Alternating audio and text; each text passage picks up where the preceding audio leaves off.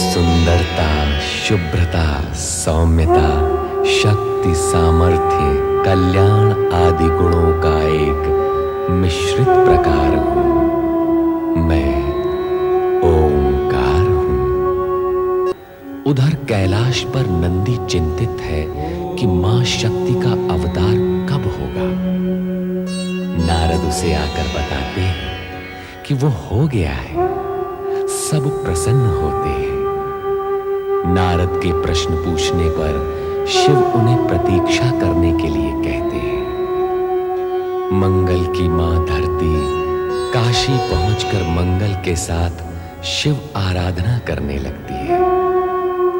गर्ग ऋषि पार्वती की प्रतिभा से प्रसन्न होकर आशीर्वाद देते हैं, तो शिव भगवान मंगल की शिव भक्ति से प्रसन्न होकर उसे ग्रहलोक में स्थान देते हैं।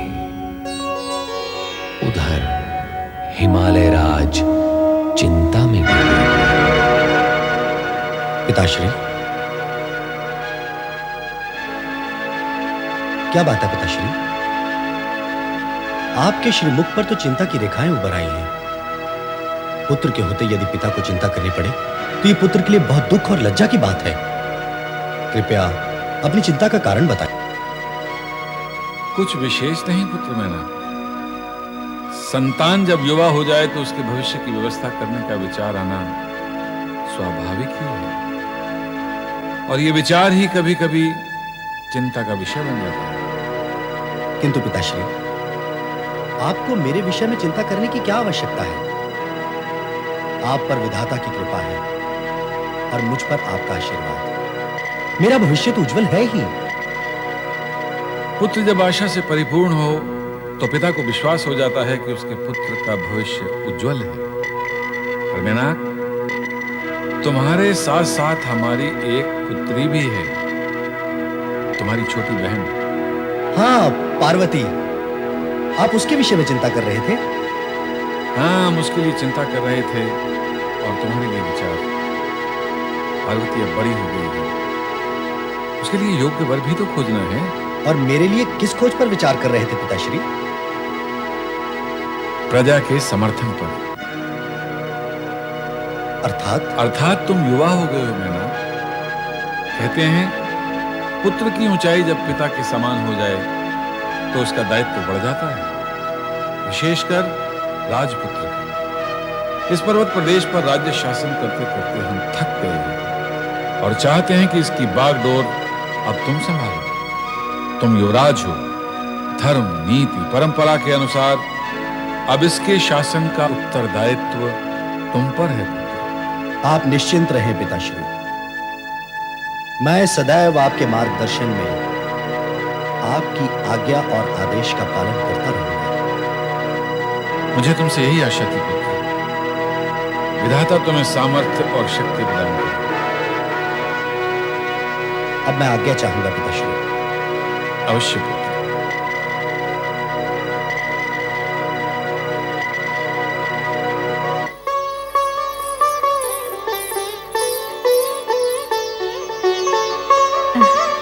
स्वामी, आप अकेले में क्या सोच सोच के मुस्कुरा रहे हैं? महारानी, आप कब आई? ये मेरे प्रश्न का उत्तर नहीं है स्वामी। ये मुस्कुराना तो प्रसन्नता का मुस्कुराना है महारानी। मेनाक की बात सुनकर मन गदगद हो गया। हमारा पुत्र बहुत ही बुद्धिमान और आज्ञाकारी है। पुत्र के गुणों पर मुग्ध हो रहे हैं आप, और पुत्री के विषय में क्या सोचा है आपने? उसकी शिक्षा पूर्ण हुई, अब वो सयानी और विदुषी हो गई है। उसके लिए हमें योग्य वर की खोज करनी है। महारानी, उसकी चिंता क्यों करती हो? तुमने स्वयं ही तो कहा है कि हमारी पुत्री विदुषी है, तो ऐसी योग्य कन्या के लिए वर पक्ष वाले स्वयं हमारे पास आएंगे। नारायण नारायण। हिमालय राज, आप तो ज्योतिष विद्या के भी ज्ञाता है। आपका स्वागत है देवऋषि। मेरा नमन भी स्वीकार करें देवऋषि। कल्याण हो। आइए देवऋषि। देवऋषि, आपने हमें ज्योतिषी कैसे बना दिया? ये गुण तो आपका है। महाराज, भविष्यवाणी जो अभी अभी आपने की है कि वरपक्ष वाले स्वयं आपके द्वार पर आएंगे।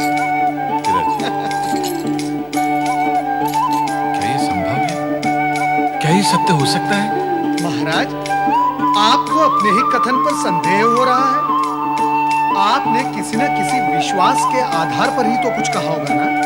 पार्वती की बुद्धिमत्ता के बल पर ही मैं समझता हूँ देवऋषि कि उसे निश्चय ही सुयोग्य वर मिलेगा। फिर भी माता पिता को चिंता लगी ही रहती है। अब आप ही पार्वती के भविष्य के बारे में बताएं। आप दोनों की चिंता व्यर्थ है। पार्वती का भविष्य उज्जवल ही उज्जवल है। जब तक योग्य वर की खोज पूर्ण नहीं होती, तब तक चिंता तो स्वाभाविक ही है ना देवऋषि। ऐसा वे ही करते हैं जिन्हें विधाता के लेख पर विश्वास नहीं होता। कन्या के भाग्य का लेख तो उसके जन्म के पूर्व ही लिख दिया जाता है। आप दोनों ये सत्य मान ही ले कि आपकी पुत्री पार्वती भाग्यशाली कन्या है। माताश्री, पिताश्री प्रणाम। सदा सुखी रहो पुत्री। देवर्षि को भी प्रणाम। देवऋषि, आपने पार्वती को आशीर्वाद नहीं दिया। हाँ हाँ, पार्वती का सुहाग सदा अमर रहे। देवऋषि, आप तो ज्ञानी और भविष्यवक्ता हैं। कृपया हमें बताएं कि हमारी पार्वती का वर कौन होगा? कौन होगा? ये प्रश्न तो बालकों जैसा है, जिसका उत्तर देना संभव नहीं, क्योंकि समय से पहले सत्य का उद्घाटन करना केवल विधाता के ही हाथ में है। देवऋषि, आप त्रिकालदर्शी हैं। हमारी पुत्री की हस्तरेखाएं देखकर ये तो बताएं कि उसका वर कैसा होगा। कैसा होगा, ये एक जिज्ञासु प्रश्न है। उसके लिए उत्तर की अनेक संभावनाएं हैं। आप वही बताइए देवऋषि।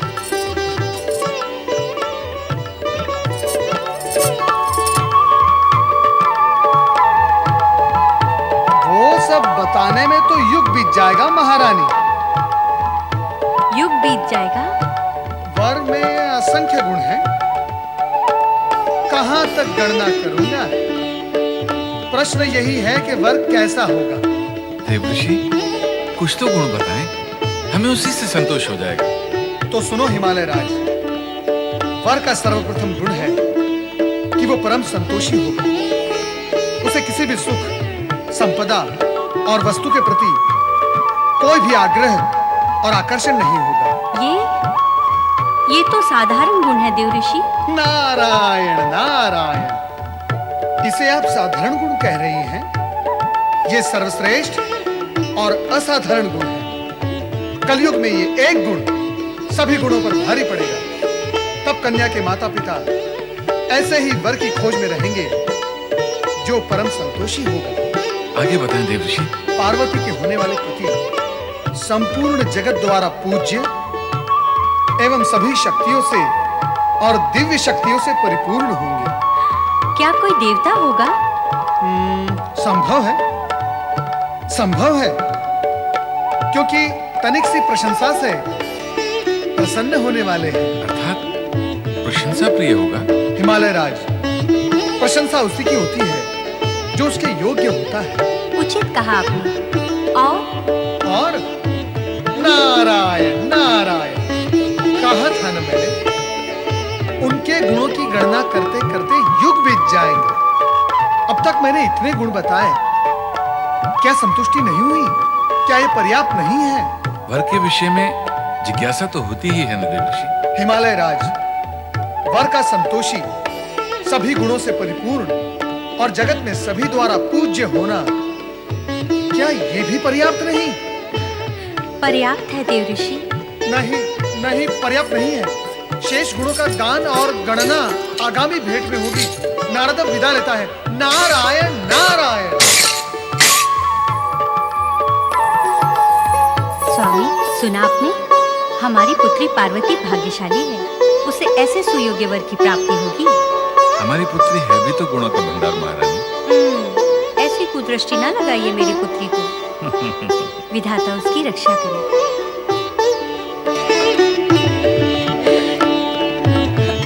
पार्वती, अब कुछ बोल ना। गूंगी बनी क्यों खड़ी है?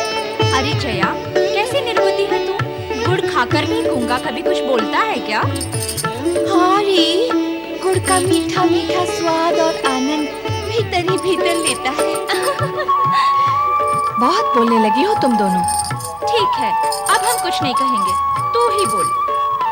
अच्छा, ये बता, देवर्षि ने हमारे होने वाले जीजा के कौन-कौन से गुण बताए हैं? क्या क्या बताया उन्होंने? तेरा विवाह कब होगा? वो कौन सी घड़ी होगी जब हमें तुम्हारे वियोग का दुख झेलना होगा? चल रे मूर्ख, ऐसे भी कोई पूछता है क्या? ये पूछ के दुल्हा राजा कब आएंगे और हमारी सखी पार्वती को दुल्हन बनाकर कब ले जाएंगे? जाओ, मैं तुम दोनों से बात नहीं करती। हाँ रे हाँ, अब तुझे समय भी कहाँ मिलेगा हमसे बात करने का? अब तो तू मन ही मन उनसे बात करती होगी। जया, अब तो हम दोनों ही बातें किया करेंगे। और उपाय भी क्या है? अभी से अभ्यास कर लेते हैं। अच्छा, अभ्यास करना है? करो अभ्यास। सखियों के संग खेल कूद और हास परिहास में पार्वती इस सत्य को सर्वथा भूल चुकी थी कि वो शक्ति का अवतार है। इसीलिए वो एक सामान्य कन्या की भांति भावी पति की छवि सदा मन में संजोए रहती थी। दूसरी ओर भयग्रस्त देवगण भविष्य की शंकाओं के निराकरण के लिए भगवान शिव की शरण में पहुंचते हैं। शिवगण अपने स्वामी की पूजा अर्चना कर रहे हैं।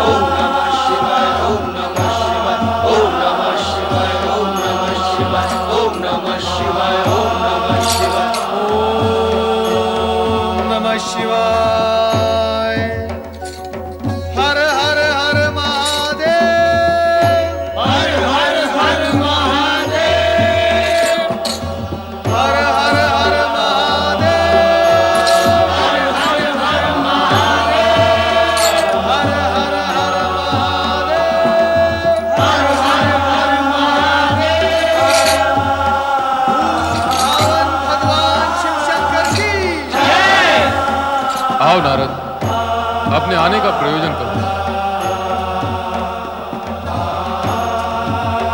महादेव, हम सब आपसे कुछ निवेदन करने आए हैं। जानता हूं नारद, आप लोग जब भी आते हैं निवेदन करने ही तो आते हैं। कहो। देवराज, कह दो अपने मन की बात। नहीं देवऋषि, जो भी कहना है आप ही कह दें। ऐसा कौन सा विषय है जिसे नारद और देवराज दोनों को कहने में संकोच हो रहा है? भगवान, संकोच केवल इतना ही है कि एक ही विषय के लिए हम आपको बारंबार कष्ट देने आ पहुंचते हैं। विषय और प्रयोजन कहो नारद। शक्ति अवतार को प्रकट हुए अधिक समय बीत गया है, तो पार्वती अब विवाह योग्य हो गई है। भगवान नारद, तुम उन बातों की चर्चा क्यों कर रहे हो जो मैं स्वयं जानता हूं? नारायण नारायण। देवेश्वर, ऐसा कौन सा विषय है जो आपको ज्ञात न हो? आपको तो यह भी ज्ञात होगा ही कि हम आपसे यही प्रश्न करने आए हैं कि आप देवी पार्वती से कब विवाह करेंगे, उन्हें अपनी जीवन संगिनी कब बनाएंगे, शिव पार्वती का विवाह कब होगा, इस ओर से आपकी उदासीनता कब पूर्ण होगी? बस नारद, बस। अपने प्रश्नों की गति को विराम दो और तनिक विश्राम करो। मेरे लिए तो विश्राम ही विश्राम है भगवान, परंतु इन देवगण का क्या होगा जिनका भविष्य आपके आश्रय पर आधारित है? ऐसा बार बार क्यों होता है? कैसा भगवान? देवगण को आश्रय की आवश्यकता पड़ती है।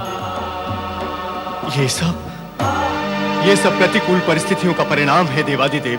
केवल प्रतिकूल परिस्थिति, प्रतिकूल आचरण नहीं। महादेव, प्रतिकूल परिस्थितियां अथवा आचरण जो भी था, उसका परिणाम तो इन लोगों ने भोगा ही है भगवान। किंतु अब कष्ट से मुक्ति का विचार करना है। मात्र विचार करने से कार्य नहीं होता नारद। हर कार्य का नियत समय होता है। उस समय का समय कब आएगा भगवान, ये बता दे तो उचित होगा। नारायण नारायण। इस समय इस प्रश्न का उत्तर देना आवश्यक नहीं। तो हम पुनः कब आएं देवाधिदेव? उसकी क्या आवश्यकता है? अनावश्यक प्रश्नों का हल पूछने हेतु आप बार बार यहाँ आते हैं और हमारा ध्यान भंग करते हैं, बार बार हमारी समाधि में विघ्न डालते हैं। जो घटित होने वाला है वो समय आने पर अवश्य घटित होगा, कोई भी शक्ति उसे रोक नहीं सकती। आप सभी का उद्विग्न होना व्यर्थ है। धैर्यपूर्वक समय की प्रतीक्षा करें। किंतु भगवान, नारद, तुम्हारे इस किंतु परंतु का तो कोई अंत ही नहीं। तुम देवगण को धैर्य धारण करने में सहयोग दो।